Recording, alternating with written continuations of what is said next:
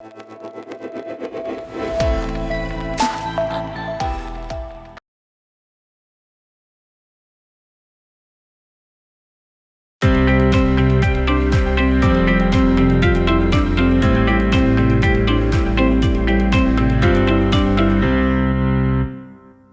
over a year ago, on September 1, 2022, we gathered in Barbados, not far from here,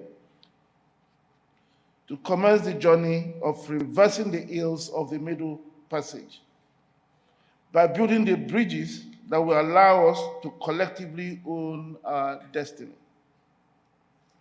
We began the journey convinced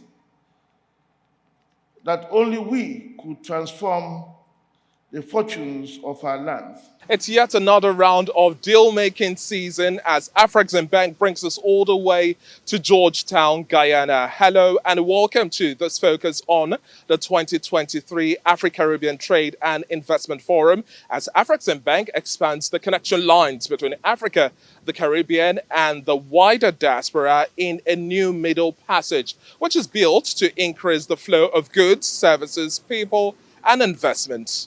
I'm David Alabi.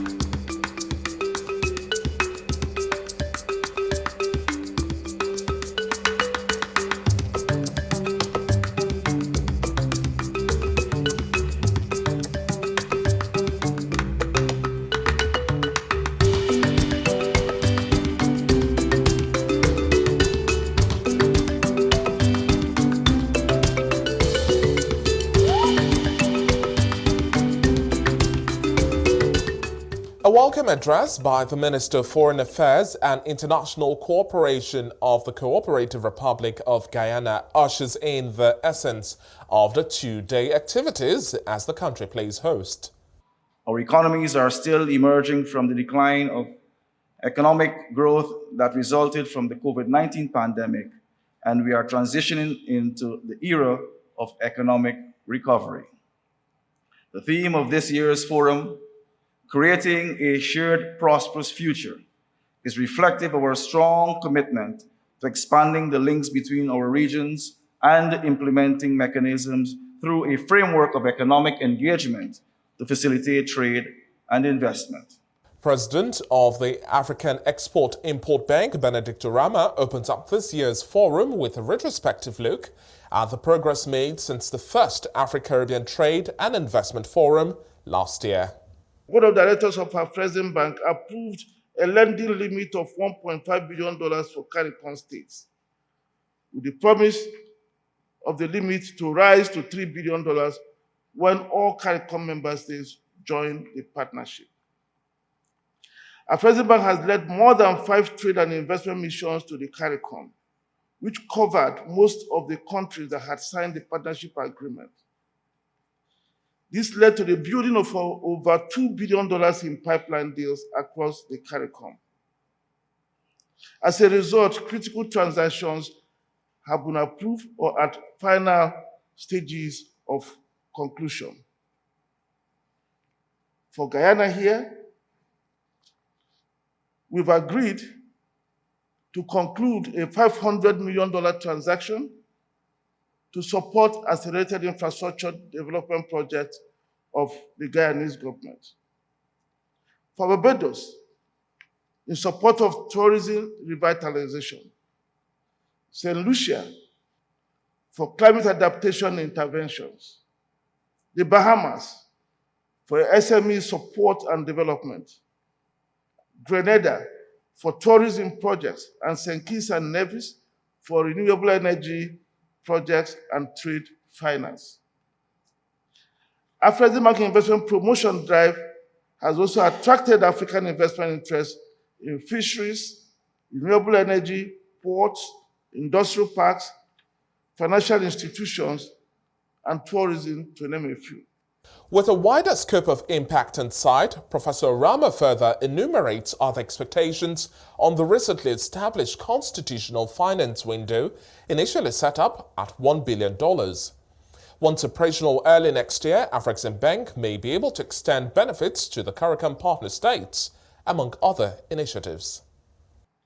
Afreximbank subsidiary, the Fund for Export Development in Africa, will enter into a framework agreement with Access Bank Group Nigeria to jointly invest in the financial services sector here in Guyana and across the Caribbean. In February this year, Afreximbank was given the high honor of addressing the summit of the CARICOM states. At that summit, we promised to expeditiously establish a presence in CARICOM and to assist the region in creating a CARICOM Exim Bank, of which Afreximbank will be a shareholder if invited to. We have delivered on the Caribbean office and hope that our collective efforts can be expedited to create the CARICOM Exim Bank. Afreximbank has full approvals to fund the feasibility studies. And we in management are willing to go to our board to motivate up to 49% of the equity that may be required if CARICOM states invite Afreximbank to participate. President of the Co-operative Republic of Guyana leads the charge in leveraging the power of collaborations. I will consider it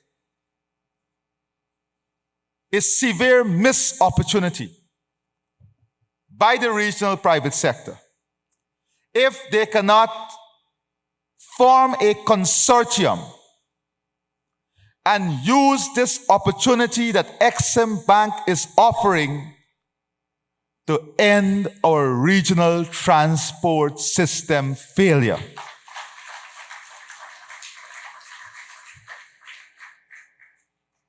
And I speak specifically about our maritime transport infrastructure. We can plant and grow as much as we want. We can do agro-processing, manufacturing, industrial development. We can re-engineer the supply chain, but we have to move things. We have to move things throughout the region. We must find the solution. Afri-Caribbean has assured us that they are ready to examine a proposal from the regional private sector to present this solution. Every single state in CARICOM has made it clear that we will give all the incentives necessary to facilitate the building of a regional transport infrastructure system to solve the problem of regional transport. It is in your hands now. 1 year ago, in fact, more like 13 months ago, we met in Bridgetown to be able to inaugurate the first Africa-Caribbean Trade and Investment Forum. And the speed with which we have seen this move is really testimony to the commitment that all of us have. But if I single out the leadership also of Professor Arama, you would excuse me, because his has been forceful, determined, and laser-like in ensuring that the centuries of the distance that we just saw in the last video can be bridged by the determination of leaders in the third decade of the 21st century that the past cannot determine the future. I want to thank you, Professor Arama, because you and your team have not just talked the talk, but you have walked it every step of the way. And the progress that we have made in such a short space of time is nothing short and phenomenal.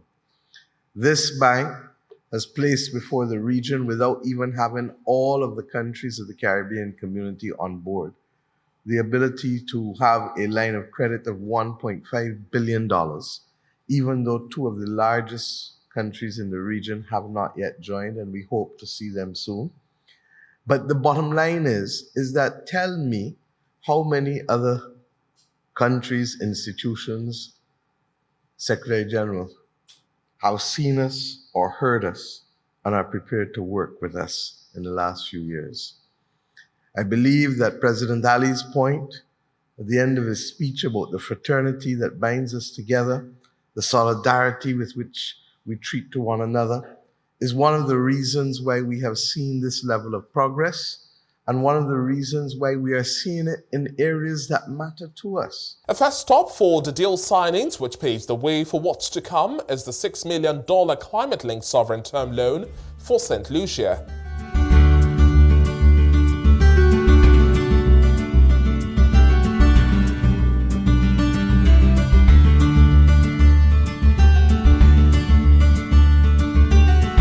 Panel discussions delve right into deliberations, bringing together banks, governments and the business community, unpacking hurdles crossed in the last 1 year and options for overcoming financing constraints to Afri-Caribbean trade and investment cooperation. For us as a group of companies, what we really first need is connection. Like Dr. Asfur was explaining, whenever you go to do business somewhere, every country is different. Every town, every city is different. The rules, the ecosystem of other businesses, the tax regimes, the labor laws.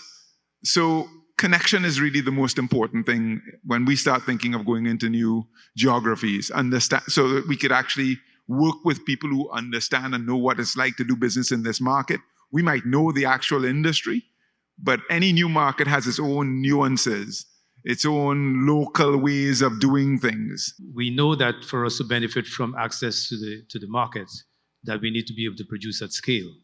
So one of the things that certainly has to happen is that areas where, especially the smaller island states, have a comparative advantage in production, whether in goods or services, we need to put arrangements in place so that that production can be consolidated across the CARICOM single market and economy, so that they can meet the volumes required to be able to access the markets that could be available in Africa.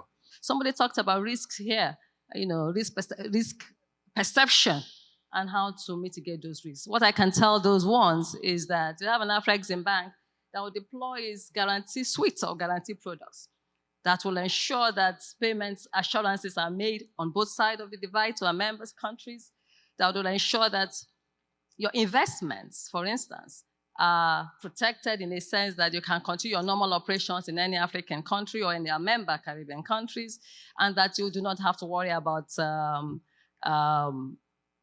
repatriation of your profits, in a manner of speaking. We have a suite of guaranteed products. We actually even support government's commitments to project promoters. Besides that, we also have a trade facilitation program, which is to support.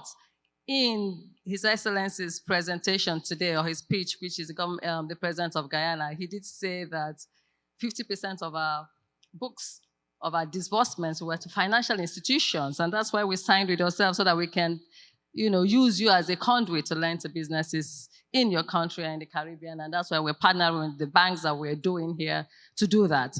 Another round of talks center around connecting Africa while addressing issues from logistics to transport links, standards, as well as opportunities in the oil and gas sector. So there's a lot of opportunity for the continent.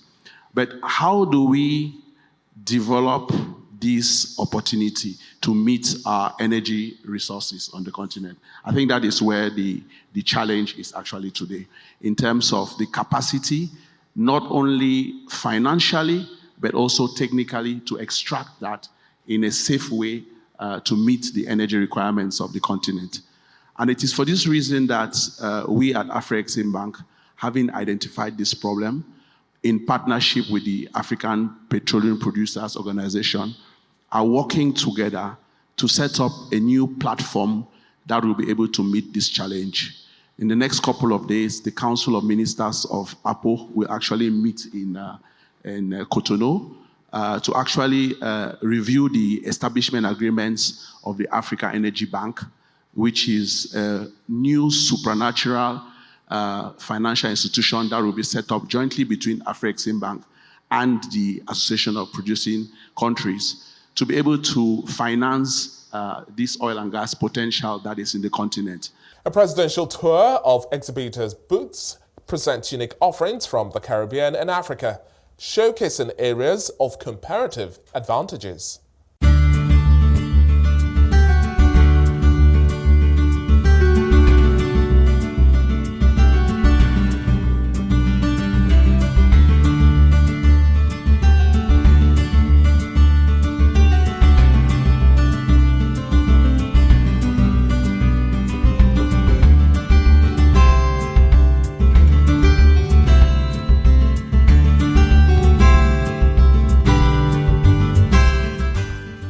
private sector perspective throws more spotlight on identified nuances while consolidating efforts towards matchmaking programs.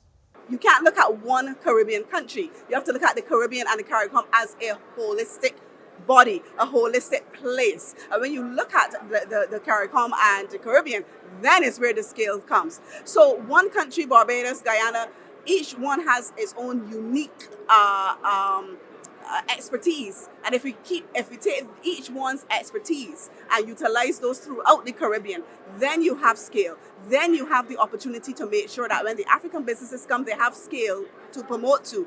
And then obviously when we go into Africa, there is scale there. We have already identified certain sectors like agriculture, agribusiness, renewable energy, tourism, and now with oil and gas. I mean, there is a huge opportunities also within the whole tourism sector that we are working on, and to see, and the fisheries, which is of huge importance. So there is already an Egyptian company that's working now in the Caribbean to support in the establishment of industry, aquaculture and fishing.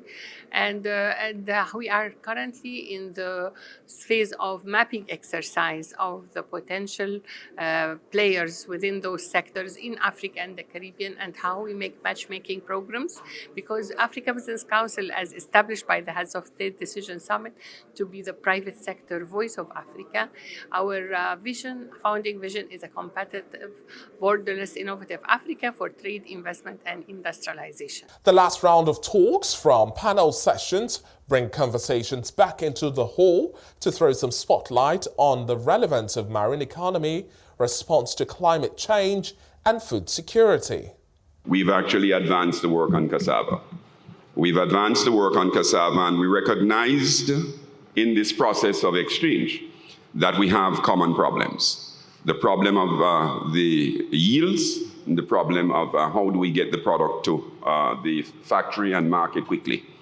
And that brings me to the second issue, because I think we need to continue the work on product identification, which the CPSO, on behalf certainly of the Africa Business Council, that we've signed an agreement to bring into effect, and we're going to be working assiduously on that after this conference. One of the first things we did is to recognize that we needed to solve the technology problem. To anchor how prospects become successful transactions, the milestones of the Pan-African Payment and Settlement System comes under focus as the pilot program in the CARICOM region looks to integrate transactions even further. We've identified the Caribbean region as the sixth region of Africa, and to that extent, we consider integrating into the Caribbean regions as just extending PAPs also across the seas. Now, one of the key things that you would find is that participants are beginning to actually embrace that need for integration, okay? And the guided trade that has already started between a number of entities, between Rwanda and Ghana and so on, is also beginning to look at how the Caribbean region will play into that intra-Africa trade. The climax of activities were the deal signing sessions championed by Afreximbank.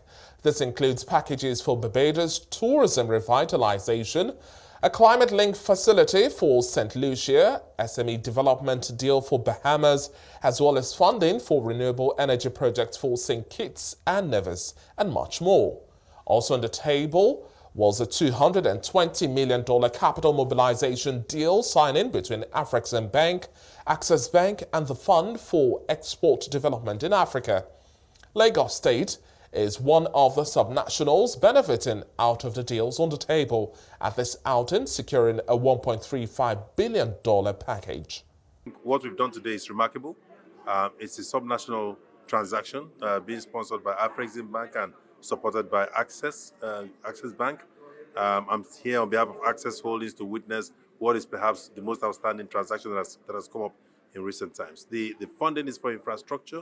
It's in local currency. $1.35 billion equivalent to support its Fort Mainland Bridge, to support food sufficiency in Lagos, to support the development of other infrastructure in Lagos. So there are 5 legacy projects in all. The first one is the first phase of the Fourth Mainland Bridge. The Fourth Mainland Bridge is a bridge that will start from the Ajah end of Lagos, and they'll be crossing the water up onto Ikorodu, and and moving all the way, to Lagos Ibadan Express. So the phase one of it is in this bouquet. The second infrastructure is what we'll call the Omo Creek. The Omo Creek, it's an infrastructure that will unlock a huge real estate, a huge infrastructure that has been landlocked in Lagos, because we'll be crossing over a body of water to have access onto the land, and this is the new Lagos that we're trying to recreate. The third project will be the Lekki Airport. It's been in the works. We've gotten federal government approval, and we've been working with a few partners, but they are not at scale yet, and they are probably not just ready for us. So for us is to put our skin in the game, raise funding, and start with all of the things that we need to do, to get it commercially, efficient to the end. And that will sort of like open up the entire free trade zone region, from the refinery to the Lekki port to Alaro city. It's just a brand new city, that the airport will be fitted into. The fourth project, which is also very significant, is the phase 2 of the Blue Line Rail. The first phase of the Blue Line Rail is from Marina up onto Mile 2. But the bigger deal there is from Mile 2 all the way to Okokomaiko. Following the bank's successful opening of its Caribbean office in Barbados, the acting chief operating officer speaks to the intent of the move.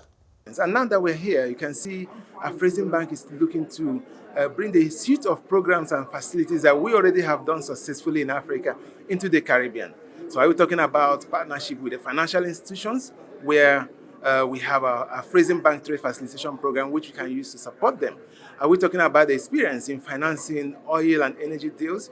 We are able to do that here. Are we talking about things around renewable energy, where Afreximbank also is leading and championing activities in that area?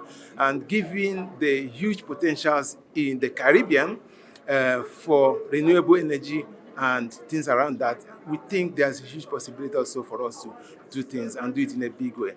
A closing ceremony brings the two-day forum to an end with commitments to address challenges of airline links, among other connectivity issues between both regions.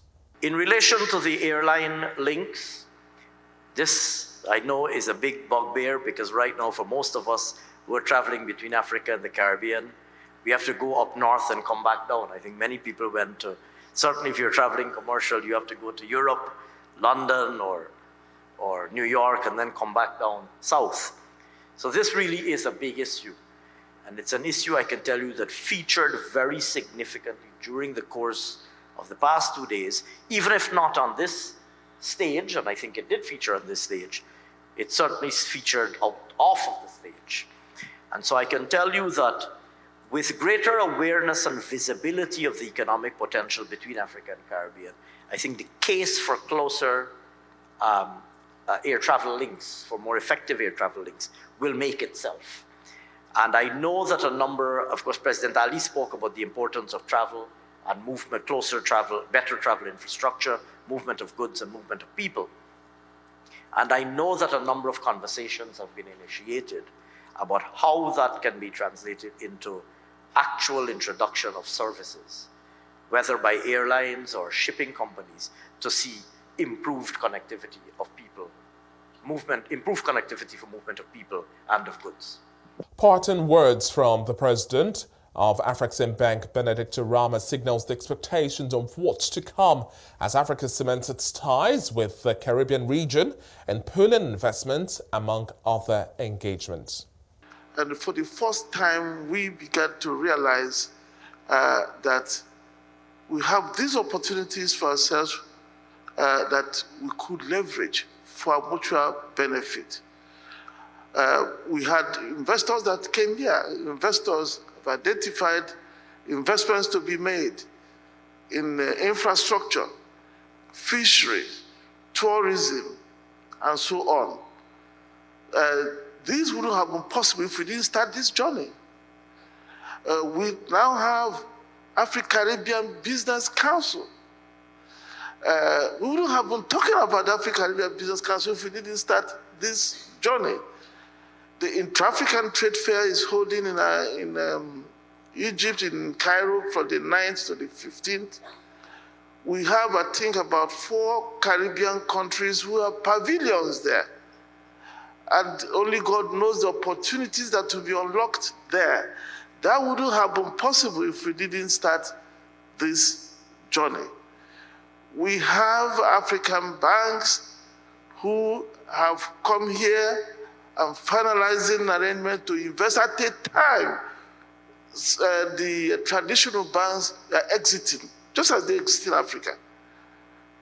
If we didn't start this journey, perhaps some countries will be finding it difficult to make simple payments. And we have an opportunity for the first time to integrate our economies in a meaningful way through payments. It is payments that underline every economic activity. And with the Pan-African Payment and Settlement System piloting here in the CARICOM, it will not be long before we have a single payment trail connecting Africa and the Caribbean.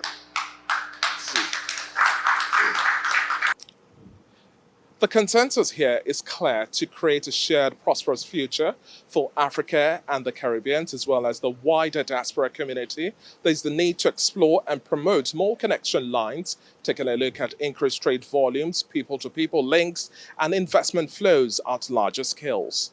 Well, this brings us to the end of this focus on the 2023 Afri-Caribbean Trade and Investment Forum here in Georgetown, Guyana. Many thanks for watching. I'm David Alabi. Bye for now.